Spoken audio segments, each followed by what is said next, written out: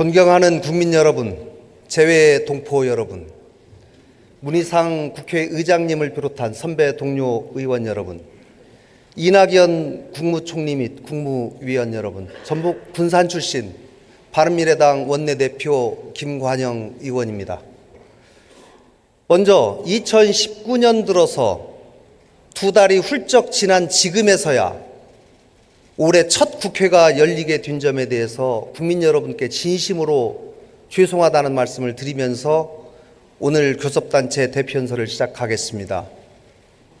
국회는 입법으로 더 나은 사회의 기틀을 만들고 대안 있는 비판으로 정부를 견제해야 합니다. 정쟁으로 국회가 열리지 않아서 법안에 먼지가 쌓이고 정부에 대한 견제 기능이 마비된다면 이것이야말로 책임을 방기한 것이기 때문에 국민들께 마땅히 심판받아야 할 것입니다. 지난 두 달간 여당과 제1야당의 국회 보이콧 공조를 보면서 제3교섭단체의 대표로서 절망감을 넘어서 분노까지 느꼈습니다. 오랫동안 우리 정치를 퇴행시켰던 기득권 양당의 적대적 공생관계, 더불어 한국당이라는 말의 진면목을 보는 순간이었습니다. 평소에는 철저하게 진영 논리에 근거해서 상대방을 비난하다가 기득권을 지키는 일에는 어찌 그리도 찰떡궁합을 잘 하는지. 작년 예산심사 때 헌정사상 처음으로 제3교섭단체를 배제하고 두 당이 야합해서 예산안을 통과시킨 것도 바로 그 예입니다. 말로는 민생과 국익을 얘기하면서 속으로는 철저하게 당리당략만을 계산하고 국회 개회조차 거부하는 구태정치. 이제는 제발 그만두어야 합니다. 말로만 하지 말고 제발 일하는 국회를 만들어 나갑시다. 존경하는 선배 동료 의원 여러분, 문재인 정부 3년차 과연 무엇이 바뀌었습니까? 국민들은 더 행복해졌습니까? 우리는 최근에 최악의 미세먼지 사태를 겪으면서 문재인 대통령이 국민들께 약속한 미세먼지 공약이 허언이었다는 것, 또 이 정부가 얼마나 무책임하고 무능이었다는 것을 뼈저리게 체험했습니다. 우리 아이들은 조심하라는 문자, 또 마스크 하나에 의존한 채 뿌연 하늘을 견뎌야 했습니다. 국민소득 3만 불 시대가 열렸지만 역대 최악의 소득 불평등 지표, 이것이 3년차 문재인 정부의 성적표입니다. 현 정부의 소득 주도 정책은 빈부격차를 줄이겠다고 시작했는데 오히려 정반대로 부익부, 빈익분을 가속화시키고 있습니다. 정부는 기다려달라고 합니다. 도대체 언제까지 소득 주도 성장을 성과를 보기 위해서 더 기다려야 합니까? 제가 지난해 대표 연설에서 현 정부의 경제 정책을 지적하고 시정할 것을 요구했지만 그 뒤로 바뀐 것은 하나도 없습니다. 심각한 위기는 경제뿐만이 아닙니다. 촛불 민심을 받들겠다던 문재인 정부, 이전 정부의 적폐라고 지적했고 비판했던 일들이 현 정부에서도 버젓하게 일어나고 있습니다. 환경부 블랙리스트 의혹에서 보이듯이 전 정권 인사를 찍어내기를 통한 공공기관 낙하산 인사, 청와대 특별감찰반의 민간인 사찰 의혹, 드루킹의 불법 댓글과 관련한 김경수 경남도지사의 1심 판결 이후에 보여준 과도한 사법부 흔들기, 이 자리에 계신 민주당 의원님들이 그동안 대한민국에서 사라져야 할 일이라고 그동안 주장해왔던 일들이 지금 본인들이 다시 하고 계십니다. 사회 각 분야에서 갈등은 해소되기는커녕 더 심화되고 있습니다. 최저임금, 탈원전, 사립유치원 문제, 5.18 민주화운동 폄훼, 태극기 부대, 젠더 갈등, 한반도 비핵화를 둘러싼 남남 갈등, 사회적 갈등은 곳곳에서 터져나오고 있지만 정부와 여당의 해법은 유언하고 그 노력은 한심하기까지 합니다. 선배 동료 의원 여러분, 이제 문재인 정부 3년차 새로운 대한민국을 만들어 줄 것이라는 기대보다는 무능한 정부에 대한 우려가 더 큽니다. 대한민국은 미세먼지만큼이나 뿌옇게 되어버렸습니다. 국민들의 폐는 멍들어가고 하루하루의 삶은 고단하고 팍팍하기만 합니다. 그러나 여기까지 버텨온 저력의 대한민국, 여기서 주저앉아 있을 수는 없습니다. 지금이야말로 대한민국의 모든 구성원들이 당면한 여러 경제적 어려움은 물론이고 출산율 최하위, 자살률 최상위인 우리나라를 어떻게 바꿔나갈지 머리를 맞대고 진지하게 고민해야 할다고 생각합니다. 저는 오늘 말이 아닌 행동으로 바꿔내는 정치 개혁 과제, 경제 강국으로 다시 도약하기 위한 몇 가지 과제, 또 우리 사회를 지속하게 만들 민생 개혁 과제, 한반도 평화 체제 구축을 위한 몇 개의 과제를 말씀드리고자 합니다. 선배 동료 의원 여러분, 국민들은 이렇게 말합니다. 이 나라는 정치가 가장 후진하다. 문재인 정부 3년차 대한민국 정치개혁의 첫 출발은 만기 청남이라고 불리면서 내각과 여당을 꼭두각시로 만들고 있는 청와대를 개혁하는 일에서부터 시작해야 합니다. 지난해 김태우 전 특감반원이 제기한 청와대 민간인 사찰 의혹, 인사수석실의 행정관의 기밀 서류 분실, 또 육군참모총장 면담 사건, 이런 것들은 구중궁궐과도 같은 베일에 가려져 있던 청와대의 민낯을 그대로 보여주는 사건들이었습니다. 청와대 개혁을 위해서는 첫째로 청와대 특별감찰반의 기능을 축소해야 합니다. 청와대 특별감찰반은 내부 직원에 대한 감찰만 담당하고 외부 기관으로부터의 정보 수집 기능은 없애야 합니다. 이번 정부가 정보기관의 국내 정보 수집 기능은 폐지하면서 왜 청와대만 이런 기능을 가지고 있어야 합니까? 감찰 인력이 많고 적은 것이 문제가 아니라 기능의 존재 여부 그 자체만으로도 공직 사유는 경직되고 고위직들은 청와대 눈치 보기에 바쁩니다. 둘째는 특별감찰관 조속히 임명해야 합니다. 청와대는 고위공직자 비리 수사처를 지속적으로 요구하고 있습니다. 그러면서도 법에 의해서 임명하도록 되어 있는 특별감찰관 임명은 2년 넘게 방치하고 있습니다. 청와대가 공수처 처리 요구에 앞서서 특별감찰관을 먼저 임명할 의지를 보여주고 법도 지켜야 합니다. 셋째는 청와대 조직과 예산을 대폭 축소해야 합니다. 청와대에는 최소한의 보좌 기능만 남기고 국정은 내각에 넘겨야 합니다. 책임 내각을 하겠다고 말만 할 것이 아니라 과감한 조직 축소를 통해서 실질적인 행동을 보여주십시오. 청와대 직속의 각종 옥상옥 위원회를 즉각 폐지하고 내각으로 일을 과감하게 넘겨주십시오. 넷째, 청와대는 야당과의 소통 노력을 획기적으로 강화해야 합니다. 대한민국의 대통령이 자신의 지지자들만의 대통령이 아니라 이 나라 모두의 대통령인 이상 각종 국정 현안에 대해서 야당의 목소리를 듣는 것은 대통령의 의무이자 책임입니다. 저는 대통령께서 야당과 한 달에 한 번 이상 정례적으로 회동할 것을 재차 제안합니다. 한 달은 야당 대표들과, 한 달은 원내대표들과 회동을 통해서 다양한 민심을 제대로 청취하십시오. 바른미래당은 지난 1월 달부터 여야정 상설협의체의 조속한 개최를 요구했습니다.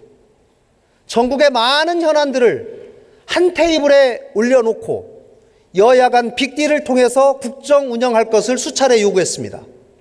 그러나 제대로 된 답 한 번 듣지 못했습니다. 다시 한번 청와대의 답변을 촉구합니다.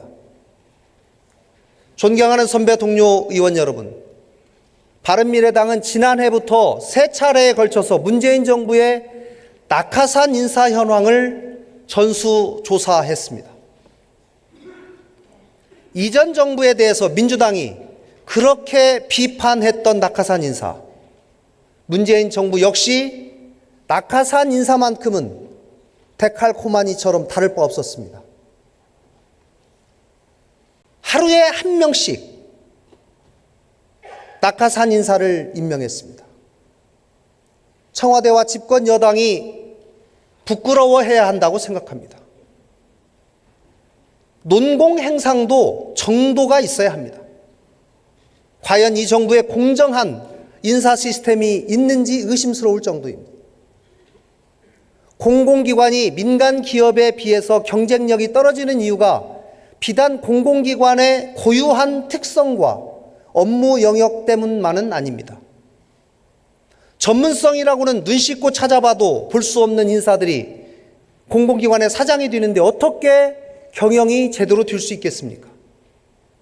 무엇보다도 국민들의 안전과 직결되는 공공기관에 비전문가 사장이 임명되는 것이 얼마나 무모하고 위험합니까?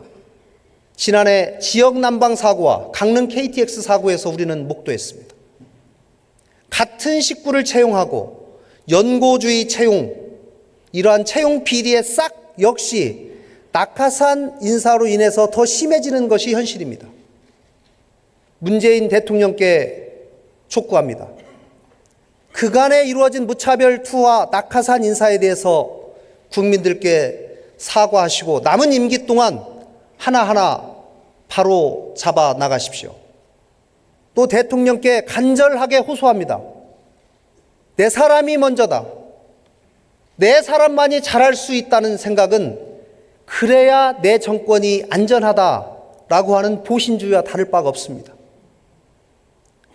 대한민국의 최고의 인재를 찾아서 적재적소에 임명하는 노력을 해 주십시오.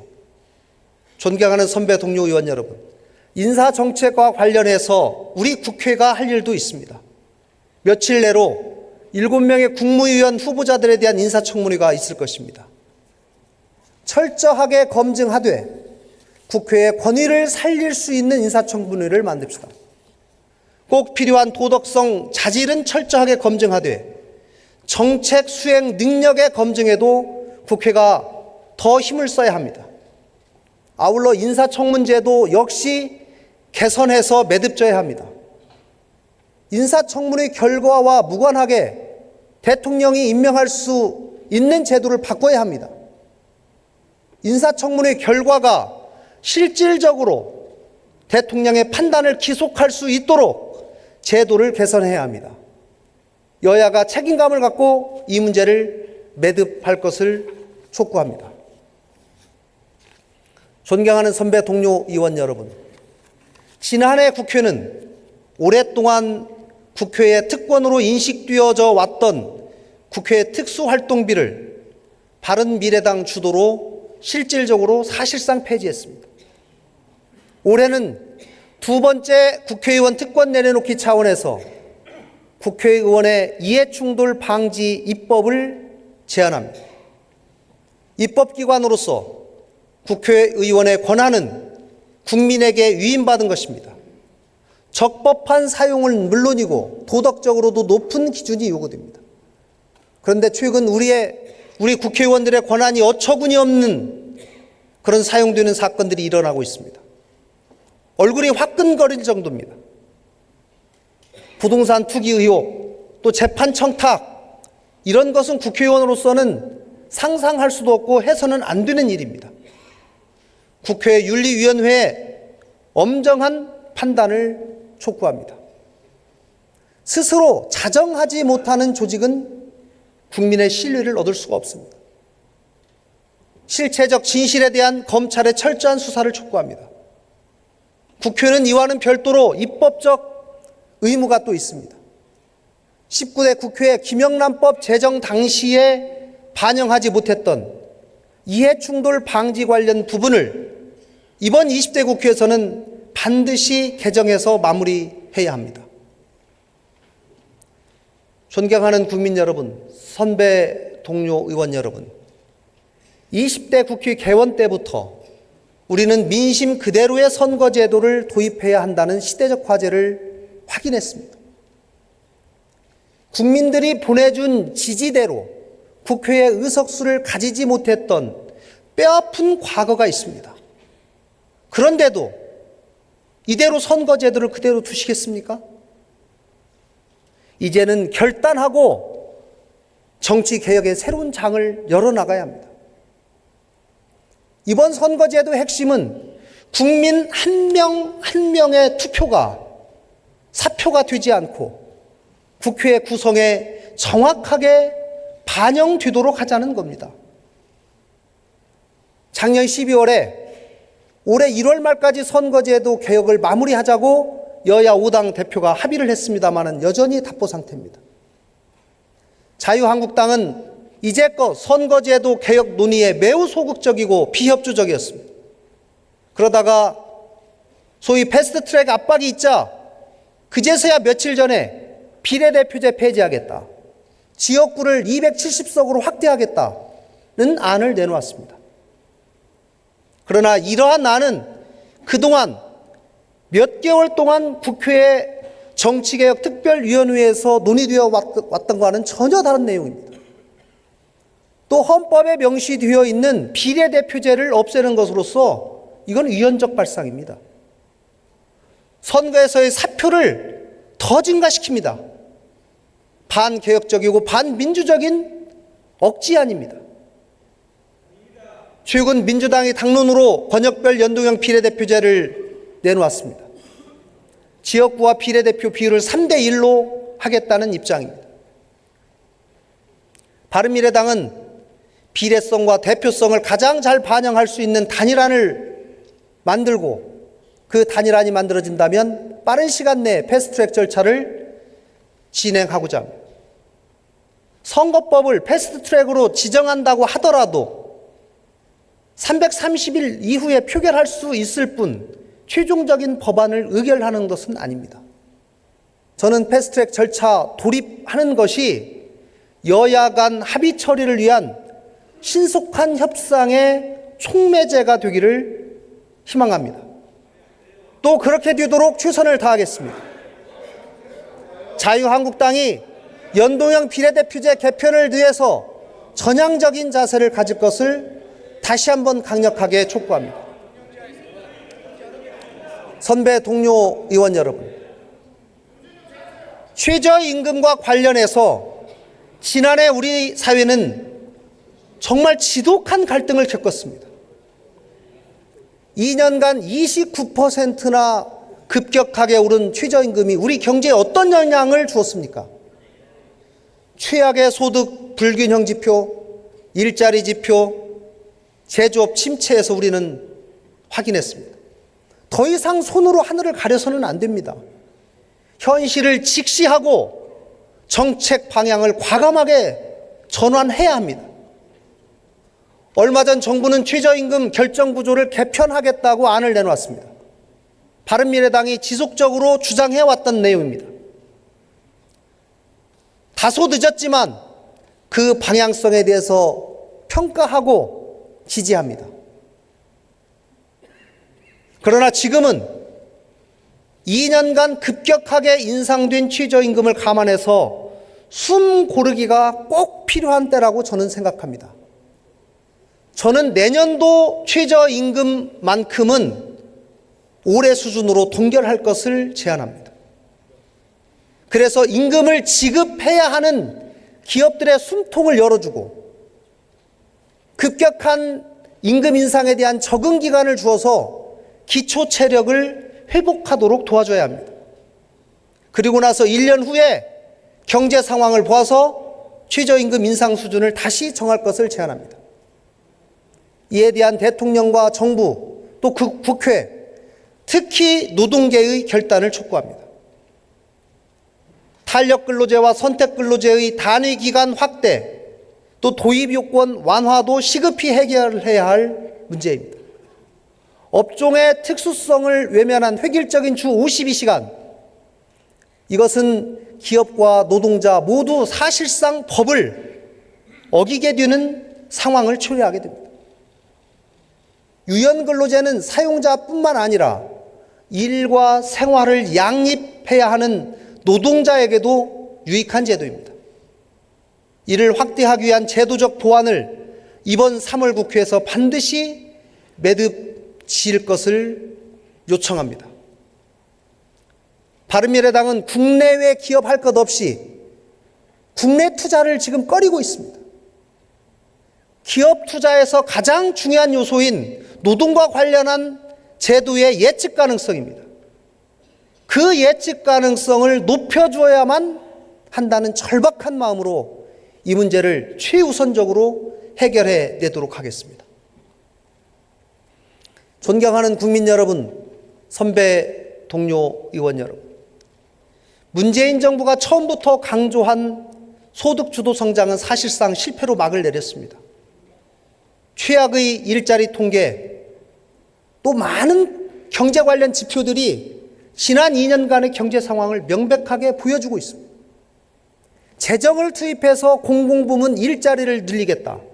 최저임금 올리고 소득보조를 통해서 국민들의 가처분 소득을 올리겠다.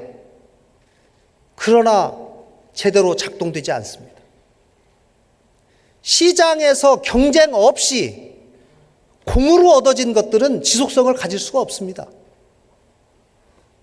또 정부는 대기업의 낙수 효과는 부정합니다. 그러면서 어떻게 공공부문에서 시행된 여러 시책들이 민간으로 확산될 거라는 그런 기대를 하십니까? 소득주도 성장이 다른 영역으로 확대될 것이다. 저는 기대하지 않습니다. 국가가 주도하고 공공부문을 시험대로 삼는 이런 이념 위주의 경제정책은 없어야 합니다. 이제는 시장의 활력을 제공할 수 있는 경제정책으로 바꿔야만 합니다. 기업들의 창의력이 하늘을 찌를 수 있도록 정부는 한 발 물러서서 간접적으로 지원하십시오. 선배 동료 의원 여러분, 4차 산업혁명 시대라고 불리는 현재 세계에 이제는 과거와 다른 형태의 새로운 많은 분야들이 열리고 있습니다. 그렇기 때문에 전통적인 산업과 새로운 산업 사이에는 필연적인 갈등이 생길 수밖에 없습니다. 정부는 이런 갈등을 막기 위해 끊임없이 기존 산업과 새로운 산업 간의 공존의 전략을 고민해야 합니다. 최근 카풀 서비스를 둘러싼 사회적 갈등을 민주당이 주도해서 사회적 타협기구를 만들어서 해결했습니다. 저는 대단히 높게 평가합니다. 홍영표 원내대표님, 전현희 의원님 수고 많이 하셨습니다. 앞으로 제2의 제3의 카풀 서비스 갈등이 또 나올 수 있습니다.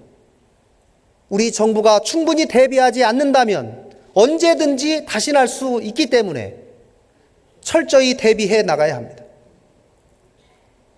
또한 새로운 혁신적 기업이 만들어낼 세계는 우리가 경험하지 못한 미지의 세계입니다. 우리의 제도가 이를 뒷받침하지 못할 수도 있습니다. 그렇다고 낡은 제도가 이들을 멈춰 세워서도 안 됩니다. 글로벌 경제는 혁신의 날개를 펴고 하늘을 날아가고 있습니다.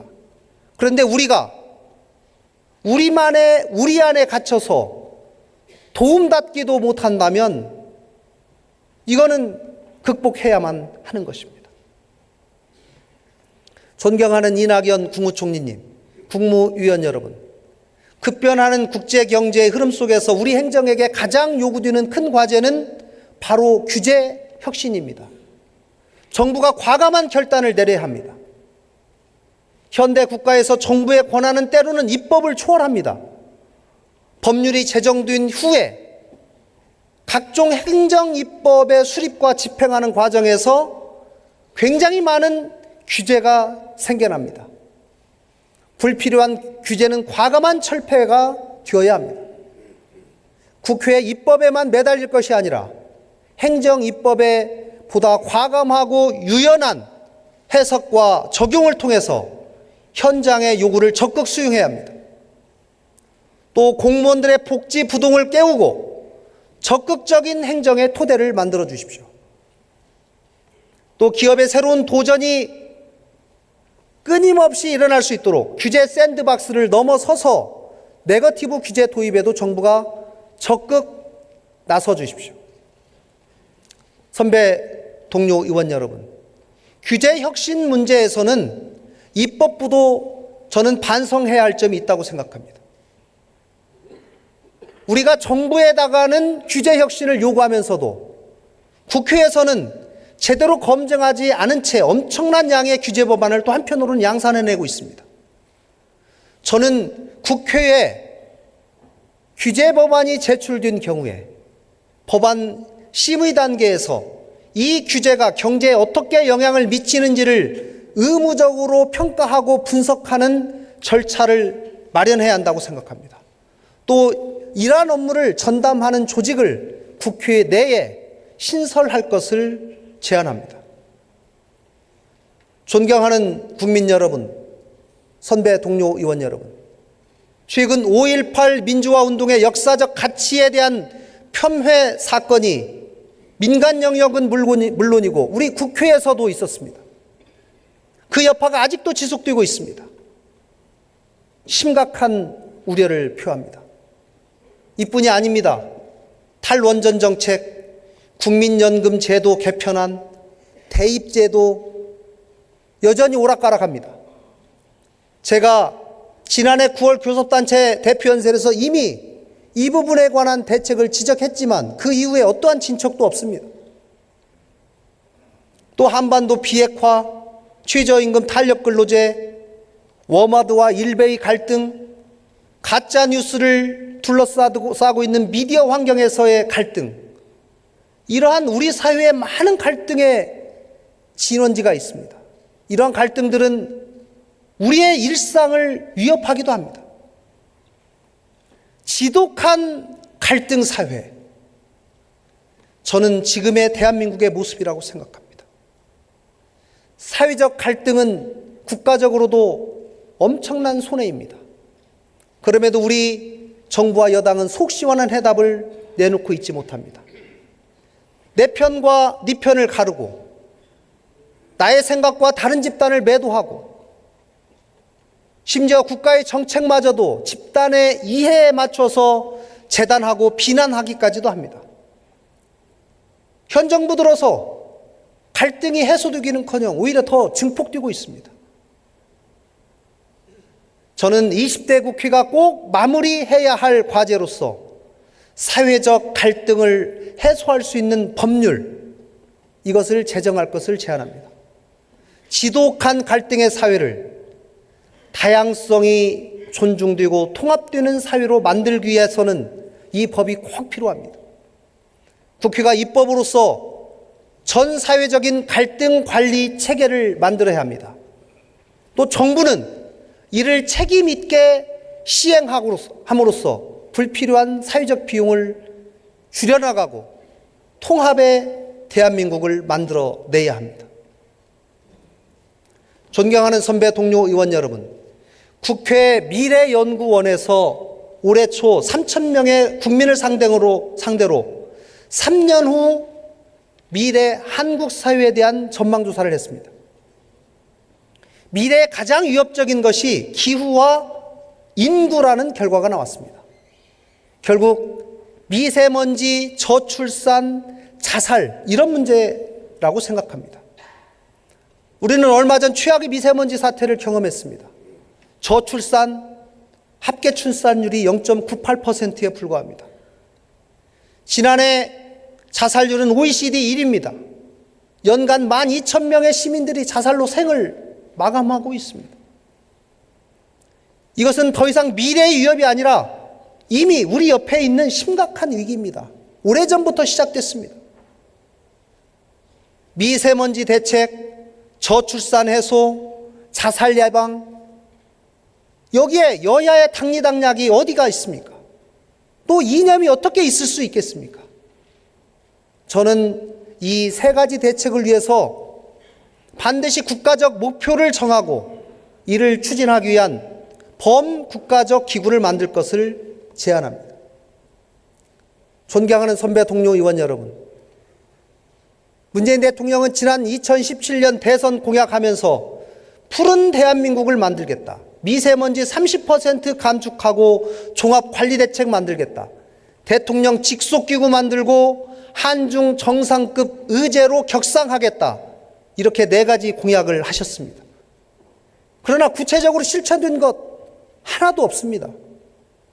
더욱 실망스러운 것은 절실함도 없었고 충분한 노력조차 하지 않았다는 것입니다. 이제 미세먼지와의 전쟁을 선포하고 범국가적으로 우리가 대책을 강구해 나가야 합니다. 어제 문재인 대통령께서 지난 8일 날 손학규 바른미래당 대표가 제안한 미세먼지 해결을 위한 범국가적 기구 구성 설치를 수용했습니다. 환영하고 높이 평가합니다. 여야 협치의 좋은 모습이라고 저는 생각합니다. 미세먼지와 관련해서 가장 필요한 일이 중국과 협의하는 일이라고 합니다. 손학규 대표께서 범국가적 기구의 의장으로 제안하신 반기문 전 유엔 사무총장은 중국 등 관련국과의 외교 활동에도 최적임자입니다. 또 유엔 사무총장 시절 파리 기후협약을 주도했고 미세먼지와 탄소 배출권 문제에 대해서도 전문성까지 갖추고 계십니다. 저는 반 총장께서 국회, 전문가, 시민사회는 물론이고 국민들과 함께 대한민국의 가장 심각한 문제이자 국민들의 가장 큰 바람인 미세먼지 문제를 해결해 나가는데 큰 역할을 해 주시기를 간곡히 부탁드립니다. 존경하는 선배 동료 의원 여러분, 저출산 대책 이제는 원점에서 검토하고 100년 대계를 만들어야 합니다. 10년간 120조를 쏟아부었는데 성과를 내지 못하고 있습니다. 우리 사회의 미래 희망을 만드는 정책만이 최악의 출산율을 극복하는 첫걸음이 될 것입니다. 구체적으로 청년 취업, 주거, 육아, 교육 등 많은 국민의 전반적인 생활 조건 자체가 변화하지 않으면 출산율은 회복되기 어려울 것입니다. 바로 범국가적인 대책과 실천이 필요한 이유입니다. 이와 관련해서 저는 한 가지 제안을 드리고자 합니다. 현재 정부가 성인지 예산안을 만들고 있습니다. 이것은 예산이 남녀의 성별 차이로 인해서 차별받지 않게 하려는 이유입니다. 이제는 이것을 넘어서 저출산 인지 예산안을 만들어야 할 때라고 생각합니다. 저출산과 관련한 예산안을 전면 재분류하고 예산이 출산과 보육, 교육 여기에 얼마나 충실하게 기여하는지 정부의 재정 지출부터 꼼꼼히 따져봐야 할 것입니다. 다음은 자살 예방 대책입니다. OECD 국가 중에 부동의 자살률 1위, 이제는 국가의 오명을 꼭 벗어나야 합니다. 자살은 개인적인 문제가 아니라 단언컨대 사회적 문제입니다. 다행히 지난해 복지부에 자살 예방과가 신설되었고 국회에서는 64명의 여야 의원님이 동참한 자살 예방 포럼이 활동하고 있습니다. 국회 자살 예방 포럼이 중심이 돼서 자살 예방과 관련한 법제의 전면적인 개정을 현재 추진 중에 있습니다. 20대 국회가 반드시 사명감을 가지고 완료해야 할 것입니다. 또 국회 차원의 예산 증액도 대폭 이루어져야 합니다. 우리나라의 1년 자살 예방 예산 218억 원입니다. 이웃 일본 연간 8천억 원입니다. 부끄럽습니다. 자살 예방 관련 예산 획기적으로 늘릴 것을 촉구합니다. 또 자살 예방을 위한 5개년 계획을 세워서 민관이 함께하는 특별기구 설립을 꼭 수립할 것을 제안합니다. 존경하는 선배 동료 의원 여러분, 저는 지난해 9월 교섭단체 대표연설에서 세상의 절반이 여성이다. 이것을 머리로만 아니라 가슴으로 알아야 한다라고 말씀드렸습니다. 용기 있는 여성들의 미투 선언을 지지하고 또 이를 위한 입법 추진에도 적극 나서겠다고 말했습니다. 그러나 그 이후 우리 국회의 관심과 노력은 여전히 부족합니다. 저는 이 땅에서, 직장에서, 각종 노동 현장에서 권력으로 피해받는 여성 없게 하고 차별받는 여성이 없도록 국회가 책임져야 합니다. 이미 발의되어 있는 많은 미투 법안을 서둘러서 마무리 지키를 요청드립니다. 선배 동료 의원 여러분, 얼마 전 제2차 북미 정상회담이 합의문 작성도 못한 채 끝났습니다. 지난해 3번의 남북 정상회담과 1번의 북미 정상회담 후속 절차로 이어진 또 한반도 비핵화 진전에 실질적으로 기여할 것이라는 기대 속에서 열린 회의였기 때문에 더욱 안타깝습니다. 이번 회담이 더 나은 비핵화와 평화체제로 가는 산통이기를 진심으로 기원합니다. 저는 그동안 문재인 대통령이 노력해온 한반도 비핵화와 평화체제 구축이라는 목표에 동의하고 박수를 보냅니다. 또 한반도에서의 전쟁의 위협을 상당 부분 감소하게 한 성과에 대해서도 평가합니다.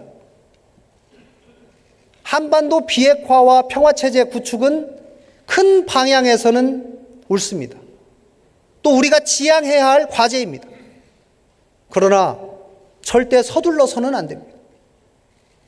돌다리를 두드리면서 건너는 심정으로 인내심을 가지고 작은 것부터 성과를 하나씩 하나씩 만들어가야 합니다. 선배 동료 의원 여러분, 한반도 문제에 있어서 정부와 여당은 자신들에게 유리한 정보만을 선택적으로 수집해서 상황을 판단하는 확증 편향의 오류를 경계해야 합니다. 얼음보다 차갑게 현 상황을 직시해야 합니다. 그러면서 국민들과 함께 소통하면서 한반도 문제 해결에 나서야 합니다. 한반도 비핵화와 평화체제의 결실은 특정 집단의 전유물 잃을 수도 없고 그래서도 안 됩니다. 외교에 여야가 어디 있고 한반도 평화에 여야가 어디 있습니까? 보수 세력 역시 한반도 평화 정착을 위한 정부의 노력에 초당적인 협력을 해야 합니다. 아울러서 진보 정권과 보수 정권의 공히 일관성 있게 적용할 수 있는 대북 정책을 만들어내야 합니다.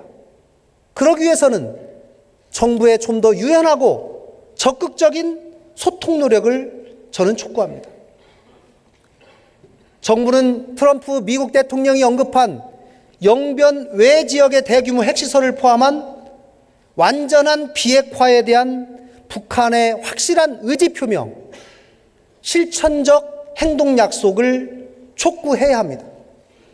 이 부분에 대한 명확하고 책임 있는 설명을 해야만 남남 갈등을 줄이고 긴밀한 한미 공조를 유지하면서 한반도 비핵화와 평화체제 구축이라는 목표를 성공적으로 달성할 수 있을 것입니다.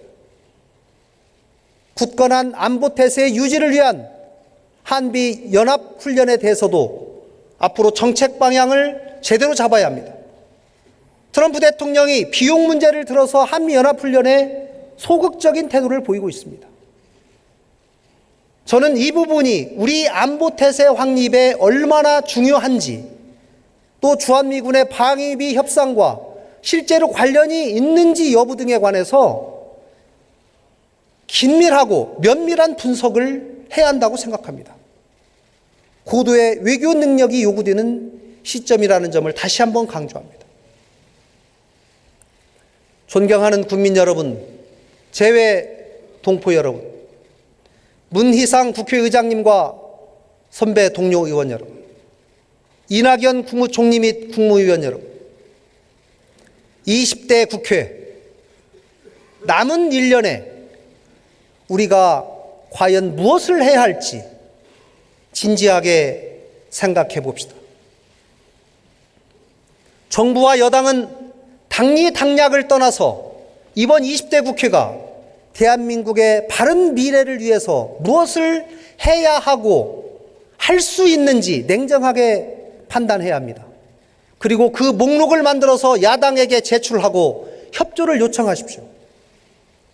야당은 그 제안에 책임감 있게 응해서 성과를 만들 수 있도록 성실하게 협상해야 합니다. 그것이야말로 20대 국회의 마지막 골든타임을 앞둔 지금 국회가 국민에 대해서 져야 할 의무이자 책임입니다. 이제 20대 국회가 유종의 미를 거둘 수 있도록 보다 냉정함을 가지고 차분하게 준비해 나갑시다. 국가 미래를 위한 입법을 하는 국회, 국민들의 고단한 삶을 보살피는 국회, 당리당략은 잠시 내려놓고 진정으로 일하는 국회를 만듭시다. 여당은 정부의 실정이 있다면 국회에서 야당에게 매맞을 각오를 해야 합니다. 또 제1야당은 정략적인 비판이 아니라 건설적인 대안으로 국회 운영에 협력해야 합니다. 대한민국의 바른 미래를 위해서 우리 모두 한 배를 탄 심정으로, 또 침몰할지도 모르는 배를 반드시 구해야 한다는 절박한 심정으로 임합시다. 20대 국회 남은 동안 갈등을 넘어서 통합으로, 과거를 넘어서 미래를 준비하는 국회를 만들어서 새로운 대한민국의 역사를 만들어 나갑시다. 바른미래당이 앞장서겠습니다. 국민들께서도 응원해 주십시오. 긴 시간 경청해 주셔서 감사합니다.